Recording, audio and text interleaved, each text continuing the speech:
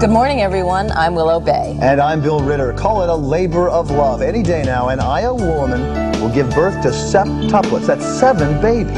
And Prince Harry's spiced up safari holiday. His Royal Highness holds court with Britain's Fab Five, the Spice Girls. Plus, pumpkins flying faster than a speeding bullet at more than 600 miles an hour. Those stories and much more coming up on Good Morning America Sunday. Pumpkins flying through the air at 600 miles an hour. Faster than a speeding bullet. Do you like the way I said that? Yeah, very good. Yeah. It sounds like something that we would send George Chicarone to do. Exactly. And we have. George is in Lewis, Delaware, where he, for the last 24 hours, has been seeing something that I've never seen before. Pumpkins being shot out of cannons. Right, George? I know. You really have to see this to believe it. You know, this time of year, this is no longer a seasonal fruit or vegetable, whatever this may be. This becomes a dangerous weapon. And coming up a little bit later on, we're going to load this into this behind me. This is the Universal Soldier. And actually, this set the record yesterday. People come to see these things fly. This thing went 3,700 feet. So we're going to try to break the record live this morning and see what happens. But it is fast becoming a big sport here. About 35,000 people, believe it or not, show up for this. Oh, my goodness. Be careful out there, George. Thank you, George. Right, thank you. And maybe we'll ask the question, why? It's the first question we should ask. Yeah, I agree. Anyway, the story really that everybody has been talking about this week is the au pair murder trial outside of Boston. Among other things, it's been raising a lot of questions about how we care for our children. Well, this morning, we'll tell you what you need to know before you hire someone to care for your kids. We're also going to get a look at the septuplets situation. And a woman in Iowa is about to give birth to 7 babies. They are on baby watch in a small town in Iowa, and we're going to get an update and also take a look at some of the ethical questions about fertility drugs that so many women are using. We're also going to talk about another treatment, medical treatment, that may offer some relief for people who snore and the loved ones they keep awake at night. And if you know what I'm talking about, listen to this. Take a guess who this is. What do you think? I'm going to admit this. Yeah. This is sort of like Oprah. This is me. That's you snoring. Not Oprah snoring. This is like the Oprah show where you sort of admit things. And this was recorded by your wife. Yes. She recorded this to show me exactly how loud I snore and why she is kept away. Good news for people who are married to men like you. Help is on the way, and we'll find out about that a little bit later. Thank heaven. But first. First we're going to take a look at the morning's news. And we begin in Los Angeles, where the city there rolled out the red carpet to welcome Chinese President Jiang Zemin last night. But then Jiang met public protests on his way to his hotel. Now, this mixed reception in California was typical for the premier's 9-day U.S. tour. During his visit to Harvard yesterday, the communist leader said he was adapting to the American way. Here's ABC's Deborah Wong. It was a far from memorable speech, but it was sprinkled with enough English to keep his audience amused. 14 years ago, I was here my first time. While President Jiang spoke, a handful of people stood silently in the hall and turned their backs on him in protest before being escorted out. Freedom! Freedom! Freedom! But that was just an echo of the drama that was unfolding outside, where more than 1,000 demonstrators clogged the streets and struggled to be heard. Every year, more than 4,000 executions in his country. Jiang Zemin responsible for that. She's a murderer. They faced off against a sizable group of pro-Jiang demonstrators who waved Chinese flags in support and who argued that China is becoming more free and more democratic, albeit slowly. Be patient, give China some time, and I'm sure in 5 years' time, you'll see much progress.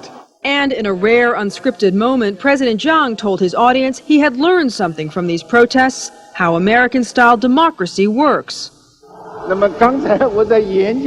Although I am 71 years old, my ears still work very well, he said, so I could hear the loudspeakers outside. I believe the only approach was to speak even louder.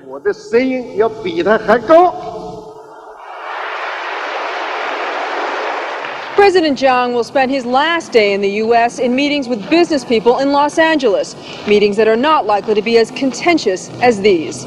Deborah Wong, ABC News, Cambridge. Big news this morning from another summit meeting. Two World War II enemies may finally be ready to sign a peace treaty. Meeting in Siberia, Russia President Yeltsin and Japanese Prime Minister Hashimoto unveiled new plans for increased cooperation in trade and military relations between their two countries. A territorial dispute over 4 small Pacific islands has kept Russia and Japan at odds for 50 years. There was no mention of how that dispute will be settled. And finally, in overseas news, tension is escalating this morning in Iraq, where officials refuse to allow 3 Americans to enter the country as part of a UN weapons inspection team. Last week, you'll recall, Iraq ordered the other Americans on the team to leave. Iraq says it wants to know when the international sanctions against it will end. But a British paper is reporting that the crisis began when inspectors were on the verge of finding a stockpile of Iraqi chemical weapons. Willow? Thanks, Bill. In Denver, everything is set for tomorrow's opening arguments in the trial of Terry Nichols. Nichols is accused of plotting with Timothy McVeigh to blow up the federal building in Oklahoma City 2 years ago. Prosecutors are seeking the death penalty in the case. In another trial making news this week, defense attorneys are expected to ask a Massachusetts judge to overturn the verdict against Louise Woodward. She's, of course, the 19-year-old British au pair convicted of murdering the child in her care. ABC's Terry Moran has been following the case, and he joins us now from Cambridge, Massachusetts. Good morning, Terry. Good morning, Willow. So, Terry, what exactly happens next? Well, next is this long shot by the defense attorneys. On Tuesday, they'll come once again before Judge Hiller Zobel and ask for what's a kind of legal miracle, essentially. They're going to ask the judge to throw out this jury verdict as utterly unsupported by the evidence and order a new trial, or failing that, they'll ask him to knock it down from murder to manslaughter and thus reduce that life prison sentence or perhaps even eliminate it. Utter miracle? It is a kind of legal miracle. I've seen it happen once. This judge has done it once in 18 years. It requires him to find that the jury got this case so wrong that it represents a miscarriage of justice. It is very rarely done. This is a judge who is clearly a man of the law. He was a Harvard law professor before becoming a judge, a real conservative, but he did a couple of times in open court, outside the jury's presence, express skepticism about the government's case. It was very unusual to hear that from the bench. So we kind of know where he's coming from, and he's got a tough decision ahead. It seems as if public sentiment runs absolutely contrary to the verdict. What are the jurors saying? It seems like we haven't heard very much from them. Well, right after the verdict, they just went home and pretty much kept quiet for a couple of days. But they're beginning to emerge in 1s and 2s and 3s in both conversations with English newspapers and American papers. And what they're saying is that they had no choice, that they followed the law in this case. And the law is a very dense, typically legalistic explanation of what second-degree murder is. They say they look at the facts and the law, and they came up with this verdict. Okay, Terry Moran reporting live from Cambridge this morning. He will continue to follow this trial, of course, and later in this half hour, we will hear from a woman who trains nannies, and she will tell us what we should look for when we're hiring someone to care for our children. Bill. All's quiet this morning at Iowa Methodist Medical Center, where 29-year-old Bobby McCoy is waiting to deliver her septuplets. She is reportedly resting comfortably, whatever that can mean for a woman pregnant with 7 children. Certainly no one else is getting much rest. Here's ABC's Valerie Williams. When the septuplets are born, they'll be transferred to this neonatal intensive care unit in Des Moines, where a team of specialists will be assigned to each baby. Doctors say already the first miracle has occurred, and that the fetuses have made it this far, 28 weeks. But for Carlisle, Iowa, the McCoys' hometown, waiting for the second miracle, the birth of 7 healthy babies, is an anxious time. It's hard because I turn the news on all the time, you know, read the paper, see if there's anything new developing, and I'll just be glad when it's over. It's estimated that half of this town of 3,200 knew for months about Bobby's pregnancy. But the people here lovingly help the McCoy family keep their secret. In fact, despite the controversy raging elsewhere, few folks here question the McCoys' decision to try and deliver all 7 fetuses, instead of aborting some to save others. We just don't feel that way. We're just a small town. We've got a different outlook. The family's got a different outlook, and that's the way we are. I mean, all or nothing. There are no known living sets of septuplets anywhere in the world. And with this kind of high-risk pregnancy, everyone is expecting complications. But neighbors say, doctors here who've looked at ultrasounds say all of the babies appear to have all of their fingers and toes, and there seems to be some comfort in that. Valerie Williams, ABC News, Des Moines, Iowa. And when we come back, we will continue our discussion about these fertility drugs and the septuplets with a doctor exploring some of the ethical questions. And a little bit later, an exclusive interview with Mike Tyson. We'll have a preview.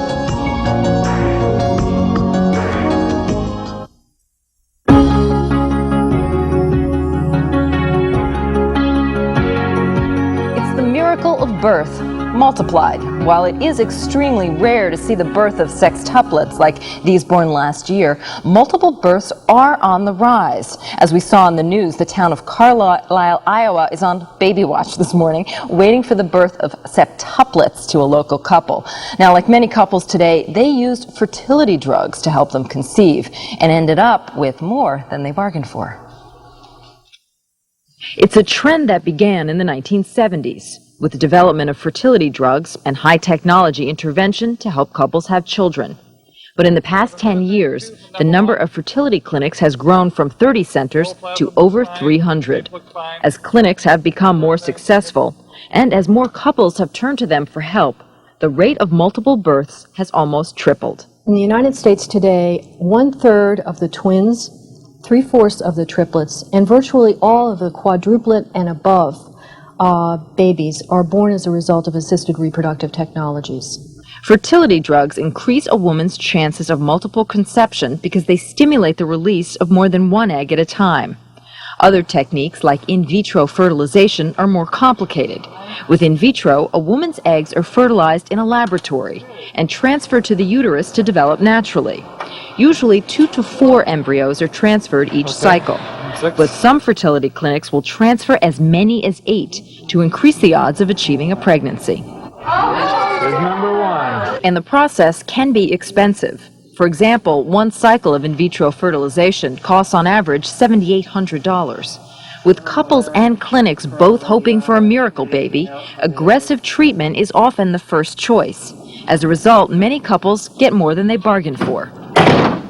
I went to 3 different fertility doctors, and none of them brought up the subject of having multiples. The Smiths in Houston, Texas were stunned when they discovered they had conceived quads with the help of the fertility drug Metrodon.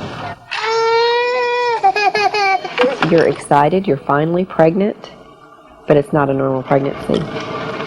I spent 3 months in bed. All parents know how much life changes with the birth of a child, but parents of multiples often feel they should have been better prepared. I've had women tell me, I have 4 children, I know exactly what you're going through, honey. And the difference is, they may have had 4 children, but they didn't have 4 at the same time, and that's what people don't stop to think about. You want to go up on the swing? Karen and Steve Pui wanted a second child and turned to in vitro fertilization. They conceived, and their triplets, like almost all multiples, were born premature and underweight. They are developmentally delayed. They're in the earlier intervention program, and they get physical therapy. While the 2-year-old Pui triplets are now catching up, Steve Pui questions whether the price of a high-tech pregnancy should be so high. There has to be something there to prevent someone who wants a baby. They don't want sextuplets. They'd like another baby. The science has to improve.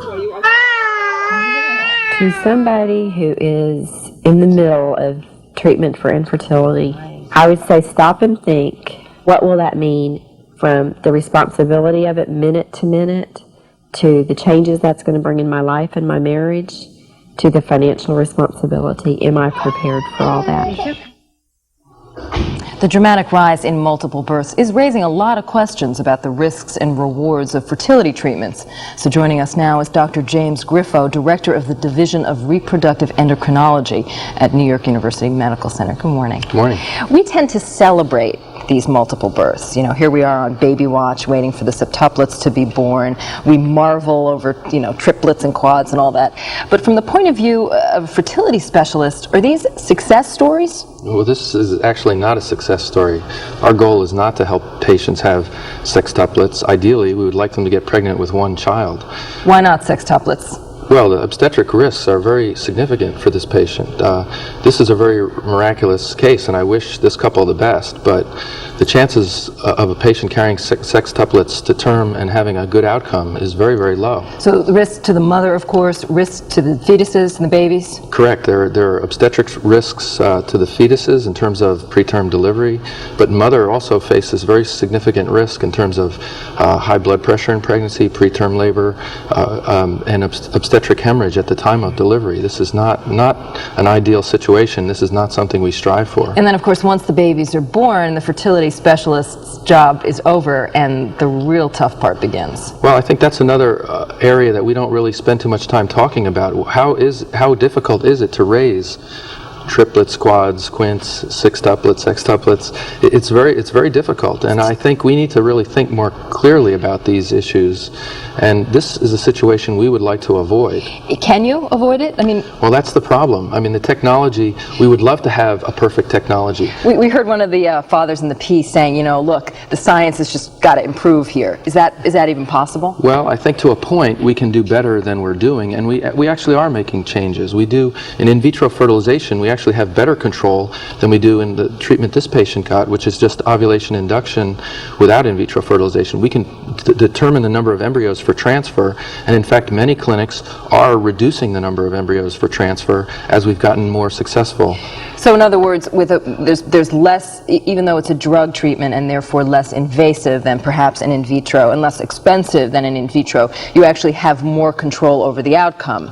So in the long run, That's makes correct. more sense. That's correct. But I'm not saying we should abandon ovulation induction. I think we have to practice it more carefully. How common are these multiple pregnancies with fertility drugs like the couple we mentioned took? Well, 15 to 20% of pregnancies from a Pergonal cycle or a gonadotropin cycle is in the range, you know, of multiples. Now, we can avoid some of that by the monitoring. In the old days, we never monitored these patients. We gave them the drug, we gave them HCG, we inseminated them, and hoped for the best. Now, we do ultrasounds, look for the number of follicles, we can reduce the amount of medication, so we can reduce the risk somewhat. And fortunately, most of the multiples are lower order, twins, triplets. This is not a success. Okay, real quickly, it's incredibly important to be very well educated before you head off down this road. Oh, absolutely. Patients need to know what they're getting into, and doctors need to inform them about these risks. Great. Dr. Griffo, thank you very much. Thank you. When GMA Sunday returns, keeping your kids safe when you're not home. We'll talk to the ultimate expert on what to look for when choosing someone to care for your kids. We'll be back. Good Morning America Sunday is brought to you by Whirlpool.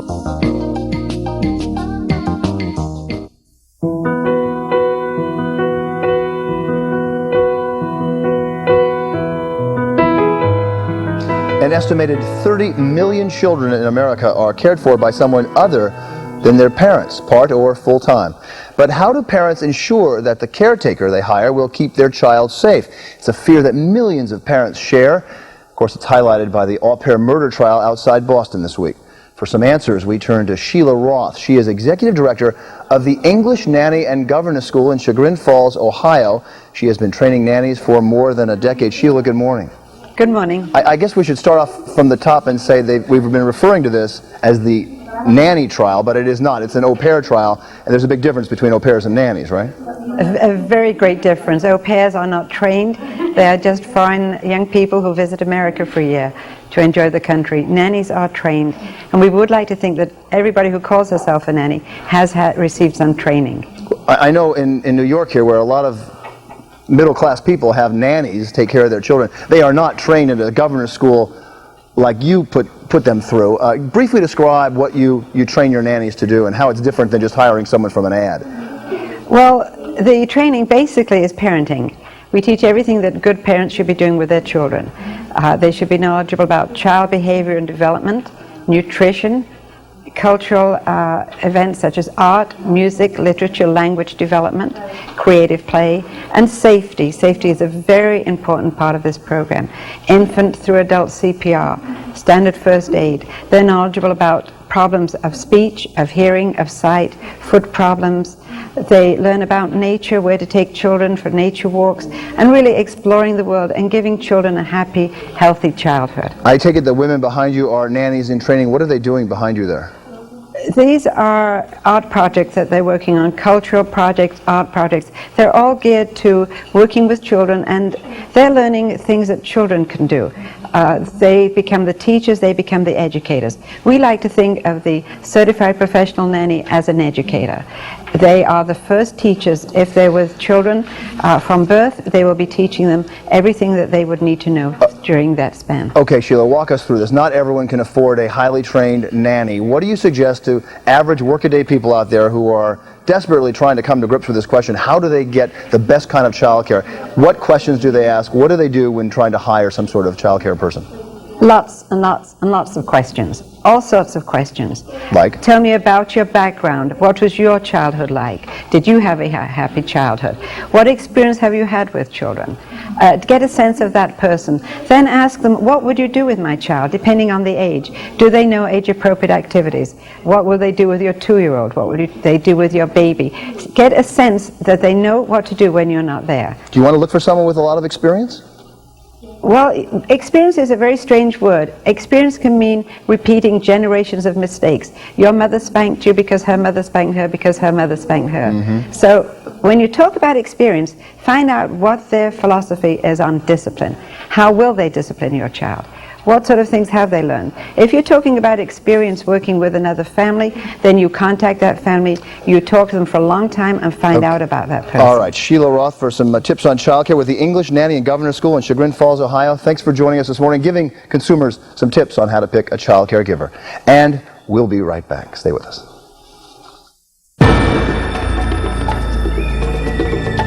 In South Africa this weekend, the Queens of Spice cozied up to the Queen's grandson. Prince Harry, traveling with his father on an official tour, got to meet the Spice Girls backstage last night at a benefit concert in Johannesburg. As ABC's Juju Chang reports, Britain's hottest export put on quite a show for its youngest royal. South Africa, make some noise for the Spice Girls!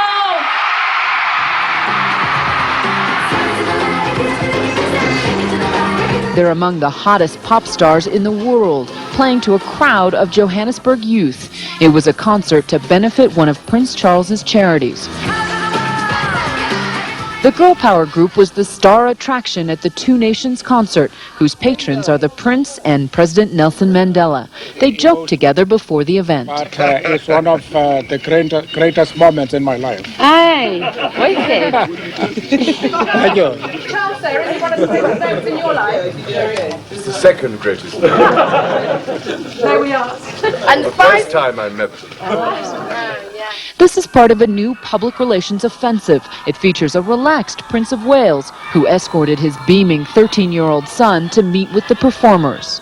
By bringing Prince Harry to the Spice Girls concert, Prince Charles is being seen as trying to expose his children to the kind of fun-loving events that were Princess Diana's trademark. These events, say the British press corps, are being used to combat unpopular public opinion of his image. He has got to be seen what he is in private, and that is a deeply caring father. But fatherhood still comes after official duties, where the grandeur of tradition and protocol often make him appear unapproachable. When the public does show its affection, his fame is still overshadowed by that of his late ex-wife. They said the Prince Diana's husband is coming, so I was so impressed. I said, I'm going to wait for him. Many are waiting to see if the spotlight that used to be on the princess can now be used to reshape the stiff public perception of the man who would be king. Juju Chang, ABC News, Johannesburg, South Africa. What fun. GMA Sunday continues right after this.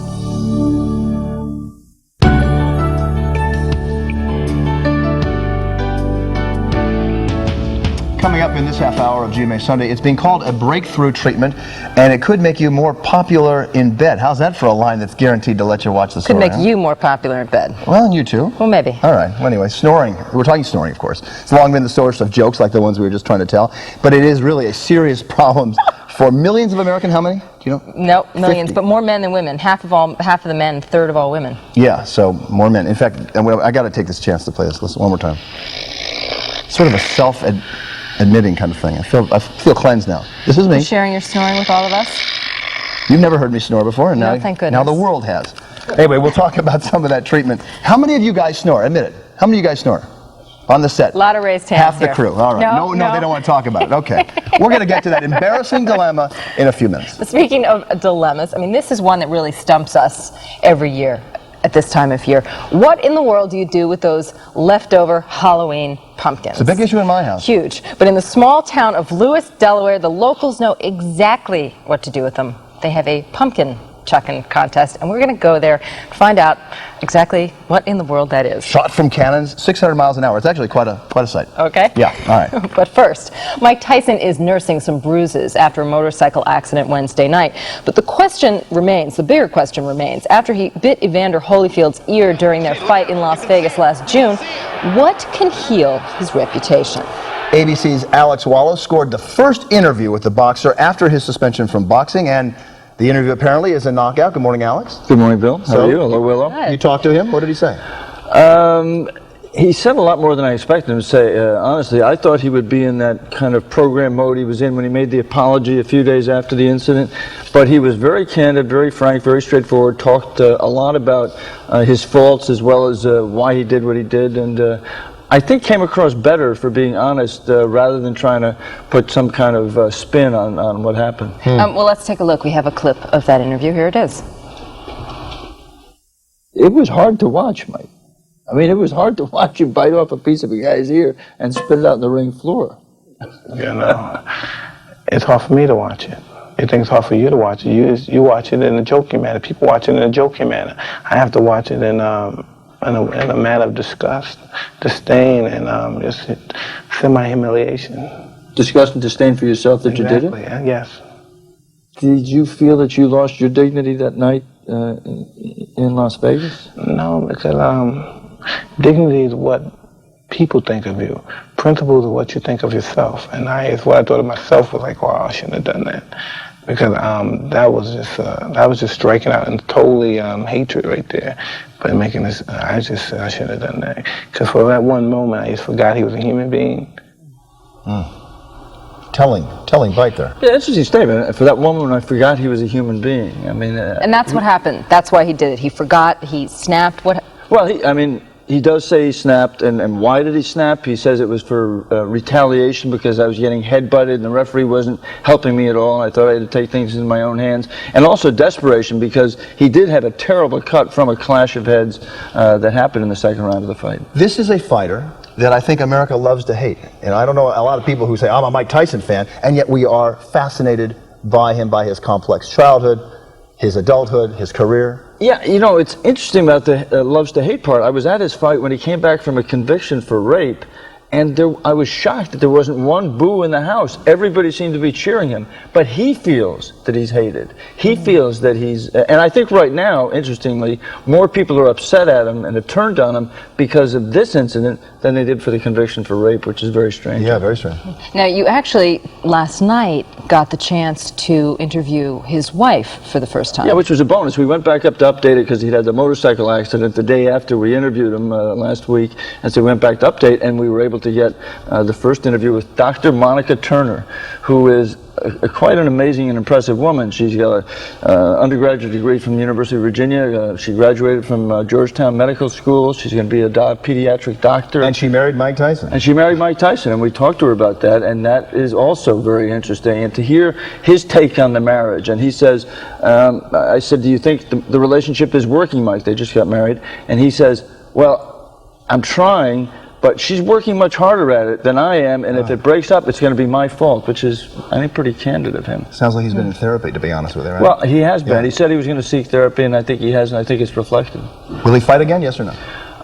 He says no. He says he doesn't expect to. He says he will if he gets reinstated, and I believe he will be reinstated. Why doesn't he expect to? Because he just says the whole world hates me. He just has this kind of persecution complex that he says the whole world, including the Nevada Commission, just hates him. Interesting. Alex, thank you. Thank you, Willow. Thank you, you can see Alex's entire interview with Mike Tyson tomorrow night on a special edition of ABC's Primetime Live. And GMA Sunday continues after this. But first, a look at the morning's weather. In the Sunday forecast, a chance of rain and snow over the upper Midwest. Rain also likely over New England. And scattered thunderstorms are expected over Florida. Most of the southern plains and the west will be dry. Temperatures will climb only into the 30s to 50s in the upper Midwest. Highs will range from the 50s to 60s in the Northeast and from the 40s to 50s in the Rockies. Out west, highs could reach in the low 90s. Now, for more on your local weather forecast, check out abcnews.com, on America Online, or on the World Wide Web. And GMA Sunday will be right back after this. Good Morning America Sunday's weather report is brought to you by Pfizer Animal Health.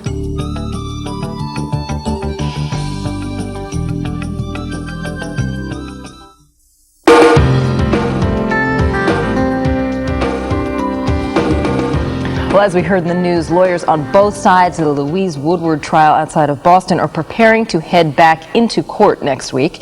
Cokie Roberts joins us now from Washington. Good morning, Cokie. Good morning. I know that you're going to be talking about the au pair verdict later on this week. Publicly, it's a very unpopular verdict, and it seems to me it has people talking about this issue of was justice served here? Well, it's interesting because the public doesn't like verdicts that it disagrees with. I mean, same thing was true after the O.J. Simpson trial. And we'll be talking on This Week to Alan Dershowitz, a high-profile defense lawyer who consulted on both trials. My guess is he thinks justice was served on one and not on the other. It is very much in the eye of the beholder. I think you have to be respectful of the jury, which did deliberate with the evidence in front of it, and was given two hard choices, which was acquittal or murder, having had the manslaughter choice taken away from it. Now, of course, we really have heard very little from the jury, but many are wondering how influenced they were by the mere presence of Barry Scheck there in the courtroom.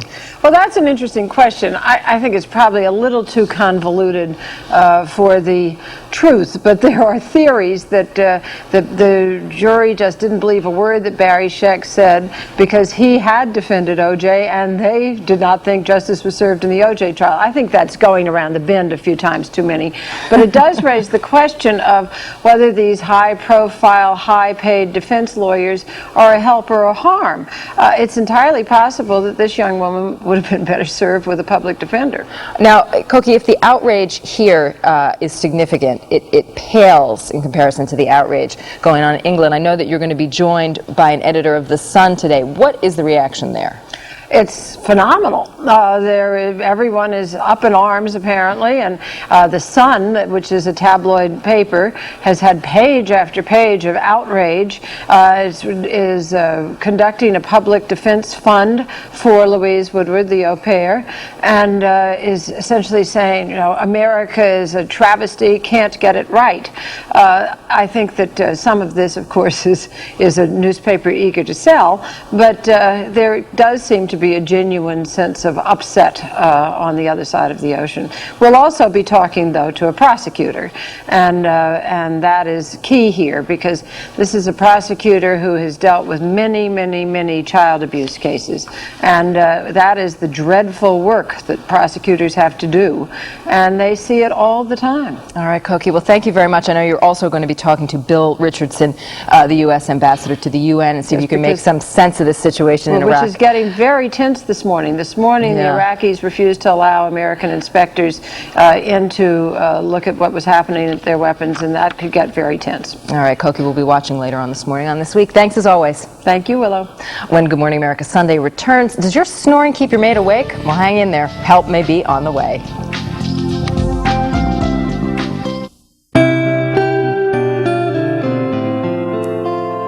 Well, if the last time you slept like a baby was in your crib, you are not alone. As many as 50 million Americans, mostly men, sleep poorly because they snore. I know I do.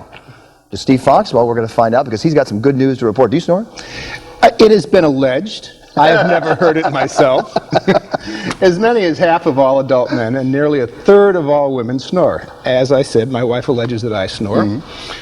We'll see about that. Yeah. But snoring is more than just annoying. It can be a threat to your health and your well-being. But now a new treatment may offer some relief.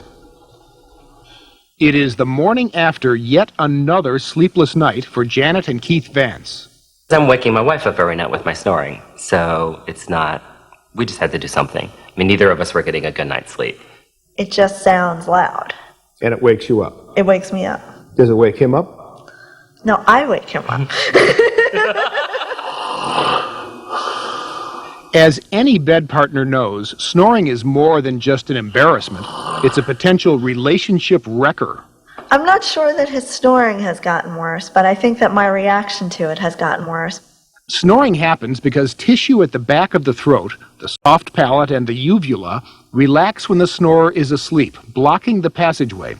Air rushing in causes the tissue to flutter, creating that all-too-familiar noise. In a last gasp attempt to catch some sleep, Keith is trying a 3-month-old breakthrough procedure at New York's Columbia Presbyterian Hospital. It involves a wand-like instrument which emits radio frequency waves that generate heat.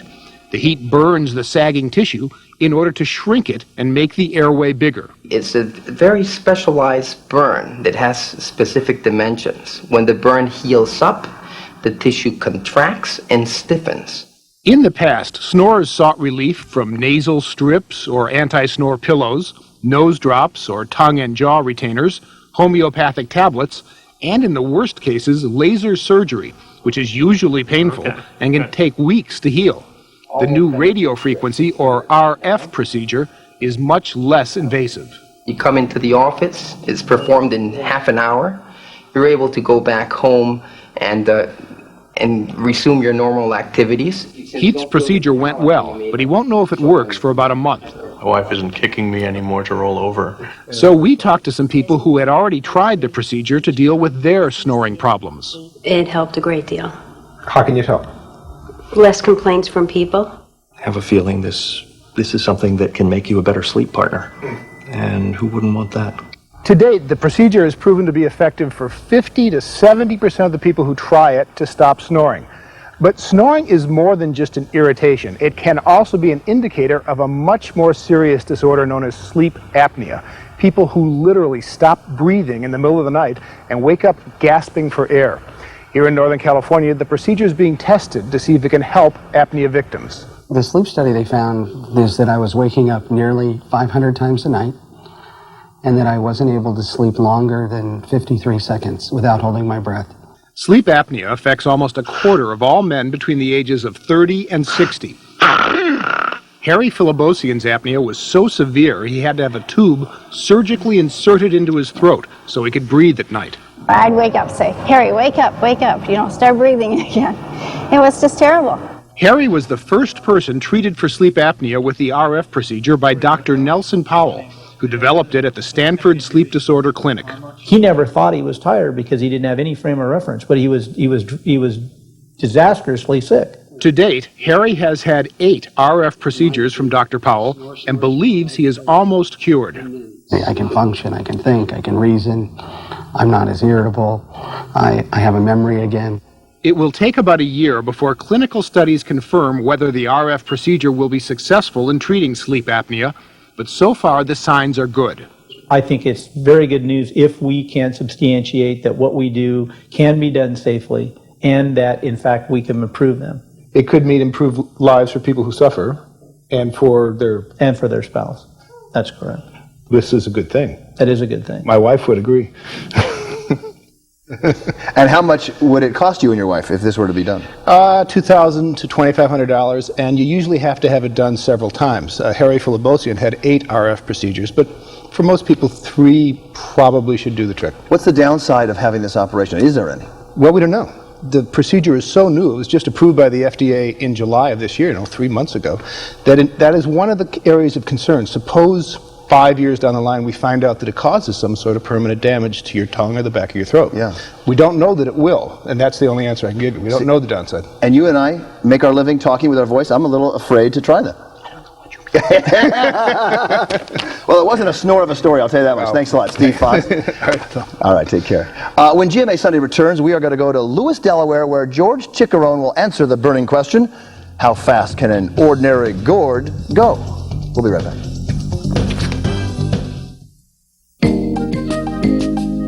Good Morning America Sunday is brought to you by McDonald's.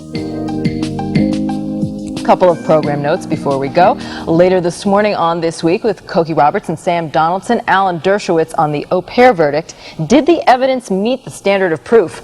And tonight on World News Sunday, more on the au pair trial, including a look at the effect of the verdict on those who were planning to become nannies.